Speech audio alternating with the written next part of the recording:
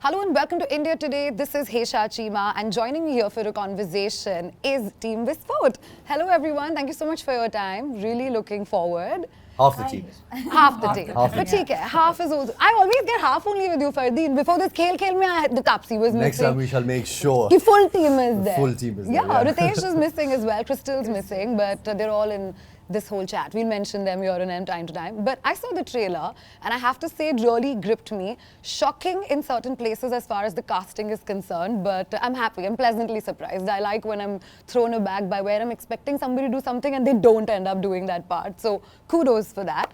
But let's start off this chat by asking all of y'all a common question. I'm going to pick it from Visfot only. Things can change overnight for the good and for the bad, pretty much what would happen in the characters of the film as well.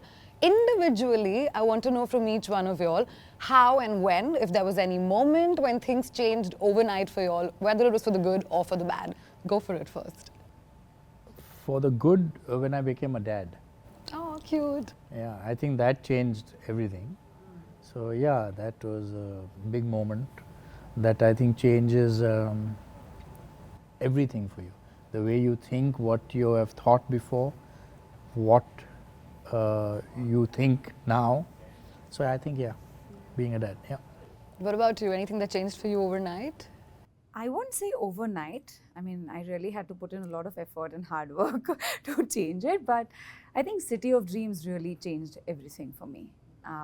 I have to say that I even got Visfot because of City of Dreams. He liked Sanjay Gupta, sir, liked my performance in that show, and that's how I'm a part of this film. So I think, yeah. So fair to say, one call that must have come to you that changed everything overnight. This only, na? City of Dreams ka, wo overnight ho gaya change. No, We'll put again, it like that. No, why I'm saying that City of Dreams was an audition, then an entire process of waiting for a month, then the casting happened, and so it was a long effort. Fardeen, anything for you? On a professional basis, definitely the call from Ram Gopal Varma, which changed things for me with Jungle. Personally, the loss of my father was something that was a life-changing experience. And as Cookie said, the birth of my daughter and son, so that's also a life-changing experience. So Quite a few there, yeah. yeah, I think all firsts mean so much. I mean, every film changes you in so many ways. Yeah. You know, as long as you have an open mind and you're willing to absorb and teach yourself whatever lessons there are to be learned.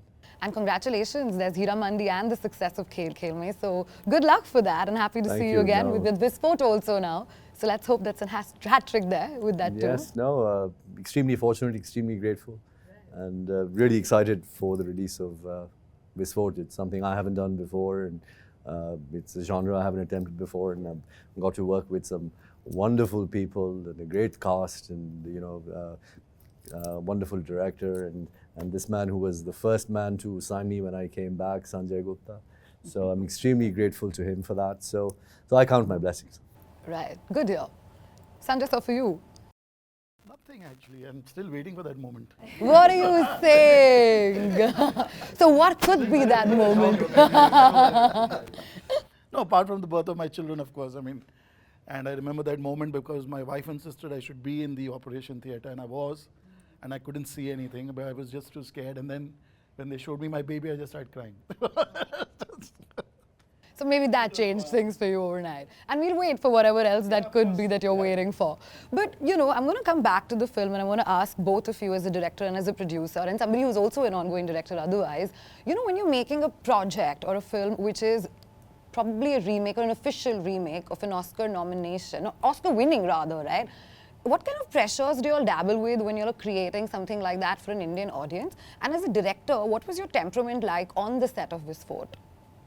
For me, I didn't see the film till much later.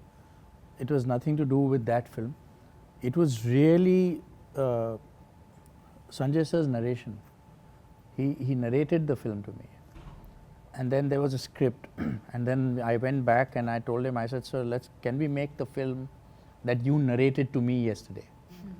That's the movie that should be made. So from the script, then I think Sanjay sir said, yeah, okay. And we actually took it from that script to his narration. And the way he narrated was nothing like the other film. So for me, I never thought of it. I still sometimes forget that it's a remake or an adaptation or whatever other nice words we can use for that. Official remake is what Official everybody's remake, saying. yeah. But for me, it was it is so local, this film, Visfot, that it's so much about Mumbai, and one really has to know this city, which Sanjay sir knows, and thankfully I've grown up here, so I know this. So these so many worlds that exist in the city. So the way the script had been adapted, and the way it's been adapted for India, I think that's something that really stood by. So for me, it was just pure Sanjay Gupta's amazing narration, and I'm telling you, the narrations are fantastic. He can show you the entire film in front of you. Yeah, the way you depict your world in the film, which I've grown up watching films, and I'm just like, oh my God, how does he manage to do that? So very believable. Would you like to add to something like that?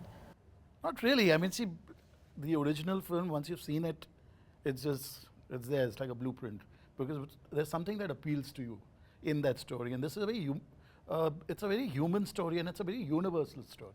This could be happening in anybody's life. It could be happening in any town. It's just that. And for me, in any film, whether I produce or I direct, there has to be a conflict within the story. That is very important, because that's what drives the story. That conflict drives the characters, which was in abundance over here. Right. But I want to ask you this personally. It's coming from a space of personal interest. How do you sort of tap into your own world when you're first sort of carving it down and then putting it together on celluloid? Like, what's the difference from then to then? You don't really. I don't do that. I don't dwell too much on it. You just kind of go with the flow. You hand it over to the writers, and then you give them your feedback. And once everybody is happy, you hand it over to the director. He gives his feedback, and then he goes and makes his film. I mean, that's it. There's no rocket science. Wow, that's easy. You make it sound very easy.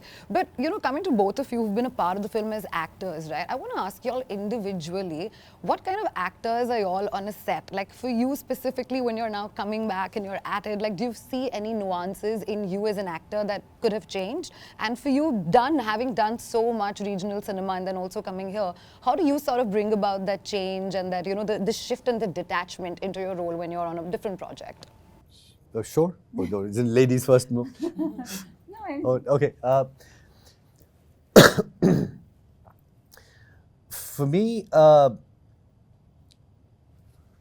mean, you stick to the basics. When it comes to, you stick to the essence of the character. You stick within the framework you've created for yourself.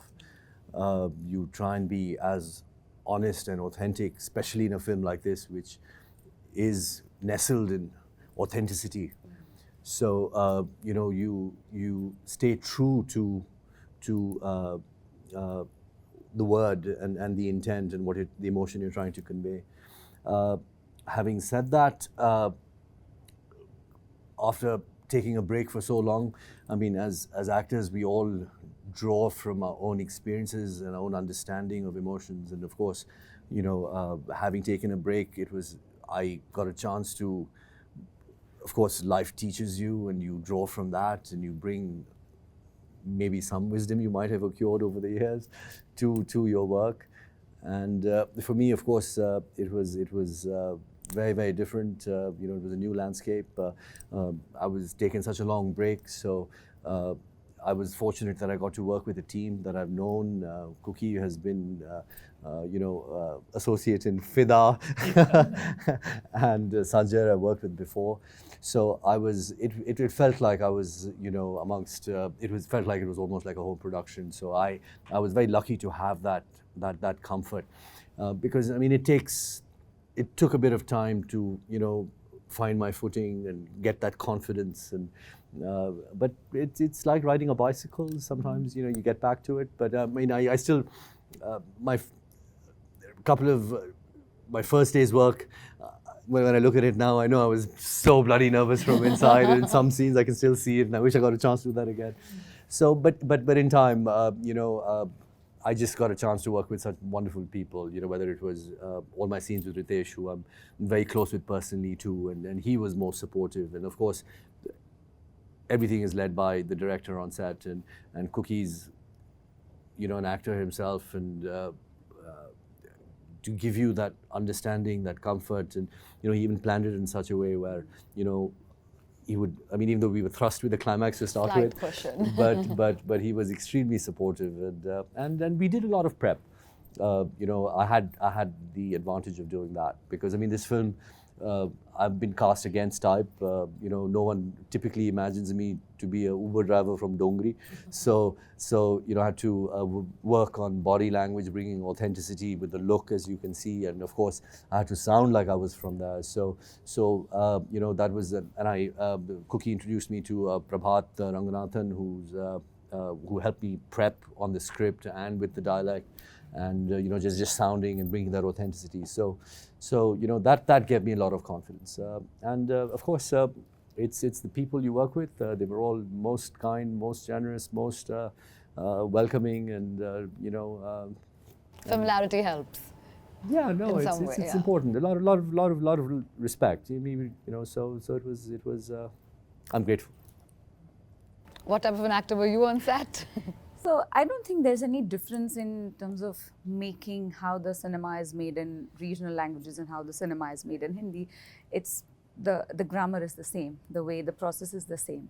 The fact that I really liked and appreciated is when I got a call for a script reading, and I think those workshops are very, very important.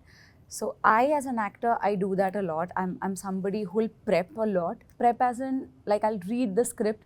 For me, script is everything. For me, those pages and the lines that are written, because I completely believe that the writer has written every word with some thought in his head, why the character is saying something like this and why the character is behaving like this. So I make sure that I follow the script. But I also try and develop the emotional world around those words of the characters that are written, but for myself, to make it more authentic, to make it more mine, to give some personal touch. And I think the script is everything for me, and he really helped in that. I think we did 4, 5 just reading sessions. Like, we've only worked on reading, and we only tried to understand how Ritesh is going to say this, how I'm going to say this. And I think that helped. And obviously working with Ritesh was so smooth. Yeah, he is a brilliant co-actor. He's a fantastic actor himself. And I don't think an actor needs to do much if your co-actor is just giving you perfect emotion on screen. So you just react to what he is doing and it just happens. Right. But I also want to pick up from what you just said. You said the script is the most important part for you. So in that moment when you're reading the script, how do you sort of as an actor oscillate then between picking a role, which probably would have a longer screen time, versus a meaty part then? Oh, I think the meaty part is the most important thing, because your character needs to be contributing something very strong to the entire narrative of the film. I have always done that, and I've always chosen that, be it my regional films or whatever work I've done in Hindi so far. I think the characters which are stronger, which has something to say, where I get to challenge my inner self as an actor, I think I would always go for that. Right. Fardeen, coming to you, it's also your dad's birthday month. We're in September. Talk to me a little bit about his legacy. How do you sort of reflect back at it right now as a professional, as an actor yourself? And have you sort of in your head ever thought what legacy now you'd want to leave behind you? Big question. His legacy is pretty deep. His contribution to the art and craft of filmmaking and the progression of films that were made at the time, the way stories were told, and whether it's the action genre and to music and the depiction of female characters in his movies, and everyone whoever seen his films say they were ahead of his time. So Sanjay is a huge fan of his. And, Probably the Me biggest too. and so it's and even as an actor, you know, I had done a post on how you know, he owned who he was, starting with his last name, and it was a different era, of course. You know, every actor had to have his own personality, and he had a very, very strong one. So it was a huge learning lesson in that. You know, he really owned who he was, and unapologetically, and he just loved storytelling, and that was his dream from a young age. So, I mean, for me, and he had a long struggle. You know, it was only until he launched himself as he turned producer, director, and actor. That's when he had projected himself the way he wanted to, because he felt people were not able to capture how he saw himself. And that was, you know, there were not many actor, producer, directors at the time. I mean, there was Mr. Raj Kapoor, there was Mr. Manoj Kumar, there was, and then successfully there was my father. So it was, it's a huge, huge legacy. I don't think about it a lot. I've learned a lot from it. I've grown up with it. Otherwise, you know, it's very daunting. You feel like you'll never measure up. So, but having said that, he never imposed it on me. He always encouraged me to find myself and be my own person. And even with my selection of roles and, you know, whatever I did, it was. You know, he encouraged me to be autonomous and make my own decisions and learn from my own mistakes and all of that. So there's a lot to learn from him. I could go on and on, but I carry it with me. You know, it's just grit, resilience. I mean, those days were very, very different. Sanjay would know it better. Of, you know, I mean, what it took to make a film, to produce a film back in the day. You know, they gave it all. I mean, if he told me, he said, if Kurbani hadn't worked, we would be on the streets. So, I mean, houses were mortgaged. You're down to your last penny because, I mean, the whole financial structure was so different. So, you know, you really, really had to love making movies to do it at the time. And for him, it wasn't just about making money. He just loved it. So the commitment, the passion, the discipline, all of that is part of his legacy. And of course, what he's achieved also. Yes, you know, I got to see it firsthand, and I feel I'm learning more from it now as I'm older. Yeah, the wisdom sinks in much later. I was stupid and young back in the day. Well, we're still stupid, but there's always a 2.0 that you have right now, so we can take a few learnings from but that. I value it, and you know, finally a lot of stuff that obviously he's seen every aspect of the industry and life, because he lived it to the fullest. And, you know, things that he's told me which I didn't take seriously or understand at the time, you know, make so much more sense now. So it's all crystallizing in a very different way for me. And so I just wish I'd maybe listened to him earlier. It's okay, never too late though, never too late. But you know, it's very, it'll be very ironic if I do not mention Sanjay X Sanjay. I feel Sanjay Gupta and Sanjay Dutt also are very synonymous. They go hand in hand, and it's something that I'm hoping for. There's always been news around you doing something with him soon, very soon, but is that soon happening? No, not really. I mean, if it happens, it has to happen organically. You cannot, I mean, I cannot just sit down and say, no, I need to make a film with that, and so what do I write, or, you know, it just has to come. So I'm just waiting for that one moment of, you know, whatever, just so that it happens. We hope it happens soon. Yeah, but it's not conscious, you know, one is not consciously looking at that. It's just, you know, priorities change in life. I mean, even the kind of movies you want to make and the stories you want to tell and all of that. Like right now, I'm in a frame of mind that I don't want to make a film. I'm working on my first show, and it has just consumed me completely in ways I have never imagined. What do you break it down for me? Break the consuming part down for me, from a show to a film. I wake up in the middle of the night, and I'm up at 3:34, and I'm thinking about that, and I wake up like at 6:30, and having seen an episode in my head, and I used to always joke about this, that I watch movies in my dreams, you know, yeah, literally. I've seen films, and it's just that. And I mean, unless something consumes you like this, you should not be doing it.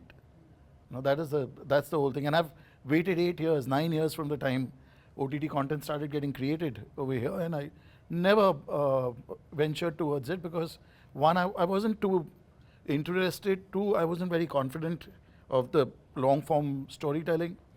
Now that I'm kind of grappling with it, and I'm just finding it truly fascinating. So I'm understanding what the fuss is about. What's that misconception that you'd like to break about your industry? Is there any that you feel that's been going on and that needs to break or put an end to it?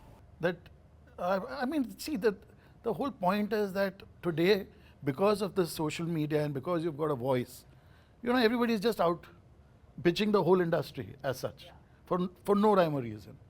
You know, you eat from here, you've got the world from here, you've got your fame. You have no business bitching it out. So I think that is something which is very unfortunate. As a director, is there a misconception that you'd like to break too? Of the industry, yeah. Of the film industry. There's so many. I'd love to hear one. No, I mean, see, misconception, I think what Sanjay sir said is one of the biggest issues I think we are facing today. Unfortunately, negativity sells. And one of my reviews of my films, the review was actually fantastic, but the slogan on top was negative. So I didn't understand till I actually saw the review to say, oh, they're actually saying very good things about the film. But why have they written such a negative slogan about it? You know, so because I feel that somewhere this negativity seems to be selling, and that, as sir said, that I think is the biggest issue and misconception. See, it's an entertainment industry. You know, come here, get entertained. You know, and that's what we are here to do. Some people sometimes get it right, some people sometimes don't. There's no, you take a piece of paper with black ink on it, and then this turns out. So that journey doesn't always fall right. Doesn't mean I'm good or bad or ugly or whatever. You know, I mean, I'm just saying that keep that separate. In somebody's life, they could have made a mistake. It happens. Nobody starts off. We didn't start off saying, no, let's start and make a bad movie. We all want to make a great film. Intent. If people start seeing the intent of the film, they will start understanding film much more. So the film might not be good, but the intent, if it's right, you'll see it. And it's very clear. It's extremely clear. You can see the intent. Learn to appreciate intent. I think that is something. And this negativity, don't push it around too much. I'd just like to add that I think there's a perception that, you know, when they see a film, they think it's all easy because we make it look easy, and, you know, we project fun when we promote it, and everyone's laughing and happy, and you seeing the glamorous side of it. But it's an all-consuming profession, and I wish people would get more of an idea of what it takes to just shoot 2 minutes of a movie. I mean, it's literally a profession of blood, sweat, and tears. And all the people, you know, actors, directors, producers, I mean, they're all very, very vulnerable. You know, you're sharing your beliefs with people, you're sharing yourself with people. You know, your emotions, your voice, your face, it's very intimate. So we risk it all. You know, and it's not as easy. It's one of the hardest things to do, actually, to make it look very easy. So that is one thing I've always, you know, and when people come on a film set who've never been on a film set, they're like, wow, you guys really, I mean, even for actors, you know, to be in that emotional state, you know, for a certain amount of time and constantly get in and out of it is not easy. And for the director who has to look after everything, and down from the light man who's the first on set and the last to leave, it's tough. It's laborious process, and it's all passion. It's an honest profession, you know, because you can't fake it. You can't fake it. Audiences just reject it. Yeah, everyone's very smart right now also. So in that sense, there's a lot of nobility in this profession. I mean, yes, of course, all professions have their dark side, but But that's fine. We're all going through the grays also. Lastly, before I let you guys go, this is my last time with you all. What I want to ask you all is that, and since we're such an opinionated bunch right now, and I'm very stimulated by the conversations we're having, there's always chatter recently about the fact that, and Priya, I want to start off with you as well, where a lot of influencers are getting casted as actors right now, basis their following, their social media following. I have a separate opinion on that. I would like to know what you feel about it, because you spoke about your journey, your hardships, your auditions, etc. And you may or may not necessarily have that kind of following back then when you started off, vis-a-vis right now. What's your take on it? I think it's just the influencers' time now. You can't really help it. And it's up to the producers and the makers to decide what they want, whether they want more eyeballs on the Instagram and the social media, or they want talent. And it's a very conscious choice. When you are making a choice that I want someone who has more followers, whether that person is a good actor or not, doesn't matter to you, then it's a decision, it's a conscious choice you as a maker have made. Then I'm okay with that, because then the maker wants it.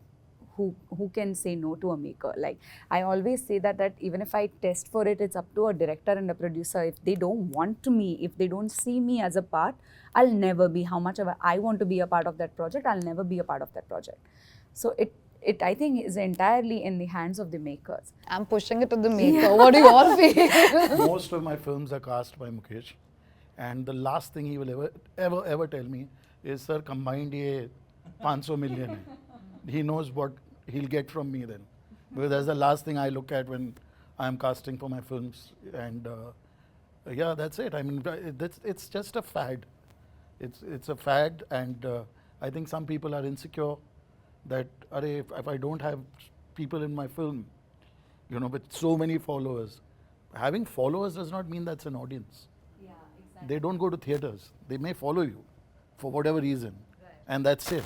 Otherwise, I mean, we wouldn't be having empty cinema halls. People will come to watch your work only if you're talented. And they'll come and watch your work again in the next film, only if you have delivered best performance in the earlier one.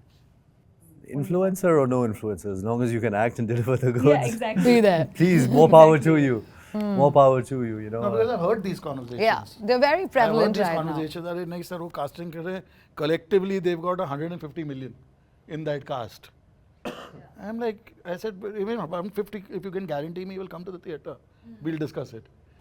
Do you also think the whole re-release of films is happening probably to get more people to cinemas to watch films?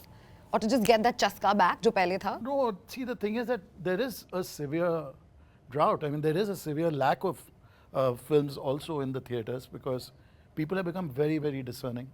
Okay, now if I go to a theatre, there's a lot, and in any city, every bloody city in this country, the traffic is chaotic.